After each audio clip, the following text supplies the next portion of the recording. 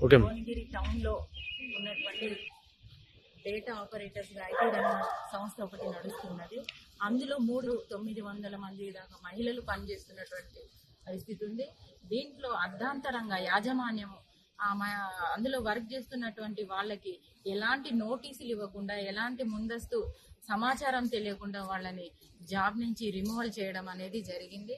ఆ రిమూవల్ ఒక లిస్ట్ పంపించి, ఆ లిస్ట్ లో మీ పేర్లు ఉన్నాయి, మిమ్మల్ని జాబ్ నుంచి తీసేస్తున్నాం, మీరు ఉప్పల్కి 2 ఉప్పల్ హెడ్ ఆఫీస్ అని చెప్పి ఉప్పల్కి పిలిపించుకొని వాళ్ళని సంతకం చేయండి అని వాళ్ళని భయపెట్టించి సంతకం చేయించుకోవడం అనేది జరిగింది. సంతకం చేయము, మాకు ఎలాంటి నోటీస్ ఇవ్వకుండా కూడా ఇట్లా అర్ధాంతరంగా తీసేస్తాం మమ్మల్ని, మేమేంటి, మా కుటుంబాల పరిస్థితి ఏంటి, మేము రోడ్డున పడే అవకాశాలు ఉన్నాయి, మేము ఉద్యోగాన్ని నమ్ముకొని మా కుటుంబ పోషణ ఎన్నో ఆధారాల మీద ఆధారపడి ఉన్నాం కాబట్టి మేము ఆగమవుతామని వాళ్ళు ఏడ్చినా కానీ వినకుండా వాళ్ళ చేతిలో ఉన్నటువంటి సెల్ ఫోన్లు గుంజుకొని వాళ్ళంతటా వాళ్ళే స్వచ్ఛందంగా మేము ఈ జాబ్ నుంచి రిమూవ్ అవుతున్నట్టుగా లెటర్ క్రియేట్ చేసి వాళ్ళ మెయిల్కి పంపించి వాళ్ళ మెయిల్ని కూడా క్లోజ్ చేయడం అనేది జరుగుతుంది. ఈ రకంగా యాజమాన్యం అక్కడ ఉన్నటువంటి సిఓ వాళ్ళు చేయడం అనేది జరుగుతుంది.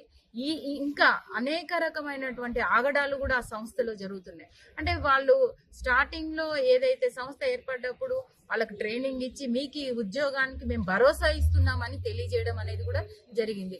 మెటర్నిటీ లీవ్లు ఇస్తామని చెప్పారు. చిన్న పిల్లలు ఉంటే కూడా ఆ చిన్న పిల్లల్ని తీసుకొచ్చుకోండి అనే అవకాశం కూడా కల్పించారు. ఇప్పుడు అర్ధాంతరంగా మా కంపెనీ లాస్ లో ఉంది, మేము ఆ కంపెనీ మూసేస్తున్నాం అని చెప్పి కొన్ని షరతులను విధిస్తున్నారు. ఏంటో షరతులు అంటే, చిన్నపిల్లల్ని తీసుకొని వస్తే మేము జాబుకు అలో చేయమనే షరతులను విధిస్తున్నారు. అంటే లోపాయకంగా ఆ కంపెనీ లాస్ అవుతుందని చెప్పి కార్మికుల మీద కక్ష తీర్చుపూర్వకంగా ప్రవర్తిస్తున్నటువంటి యాజమాన్యంపై చర్యలు తీసుకొని ఏదైతే ఉద్యోగాల నుంచి రిమూవ్ చేసినటువంటి మహిళలని మళ్ళీ తిరిగి ఉద్యోగాలకు తీసుకోవాలి. వాళ్ళకైతే ఏదైతే బెనిఫిట్స్ ఉన్నాయో లేబర్ యాక్ట్ ప్రకారంగా వాళ్ళకు ఉన్నటువంటి బెనిఫిట్స్ ఈఎస్ఐ, పిఎఫ్ కూడా కట్ అవుతుందని చెప్పారు.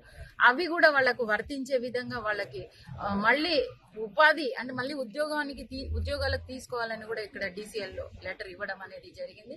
తీసుకొని ఎడల మళ్ళీ ఈ పోరాటాన్ని కూడా ఉధృతం చేస్తాము. ఇంకోటి ఏంటంటే, మరి దారుణంగా ఉంది ఆ మహిళల పరిస్థితి. ఈ 6 సంవత్సరాల నుంచి పనిచేస్తున్నటువంటి ఆ సంస్థలో ఒక ఐటీ రంగంలో పనిచేస్తున్నటువంటి వాళ్ళకి ట్యాగ్, ఒక ఐడెంటిటీ కార్డు కూడా ఇవ్వనటువంటి పరిస్థితి. ఇవాళ రేపు మనం చూస్తున్న ఉపాధి హామీ కూలి పనికి పోతే వాళ్ళకు కార్డు ఉన్నది, వాళ్ళకు భరోసా లాంటిది ఉన్నది.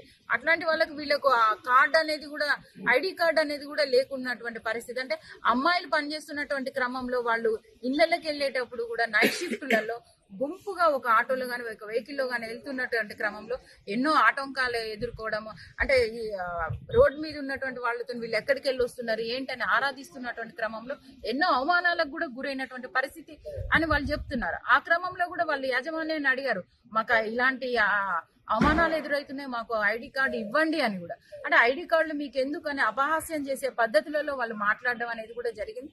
అసలు ఈ సంస్థ ఏదైతే ఉందో ఈ మహిళలకు భద్రత కల్పించే విషయంలో కూడా కొంత లోపాయకంగా ఉన్నది. కాబట్టి యాజమాన్యంపై చర్యలు తీసుకొని రిమూవల్ అయిన వాళ్ళకి ఉద్యోగాలు ఇప్పించాలని కూడా మేము ఇక్కడ CPM పార్టీగా వాళ్ళ బాధితులను తీసుకొని మేము ఇక్కడ DCL గారికి లెటర్ ఇవ్వడం అనేది జరిగింది. వాళ్ళ పక్షాన మేము పోరాటం చేస్తామని కూడా తెలియజేసుకోండి.